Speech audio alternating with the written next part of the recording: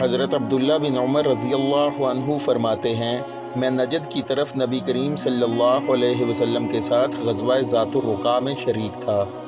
دشمن سے مقابلہ کے وقت ہم نے صفیں باندھیں۔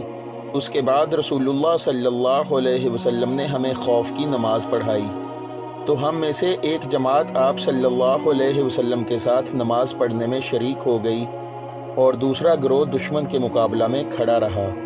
پھر رسول کریم صلی اللہ علیہ وسلم نے اپنی اقتداء میں نماز پڑھنے والوں کے ساتھ 1 رکوع اور 2 سجدے کیے۔ پھر یہ لوگ لوٹ کر اس جماعت کی جگہ آ گئے جس نے ابھی نماز نہیں پڑھی تھی۔ اب دوسری جماعت آئی، ان کے ساتھ بھی آپ صلی اللہ علیہ وسلم نے 1 رکوع اور 2 سجدے کیے۔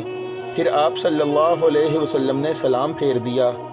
اس گروہ میں سے ہر شخص کھڑا ہوا اور اس نے اکیلے 1 رکوع کیا اور 2 سجدے ادا کیے۔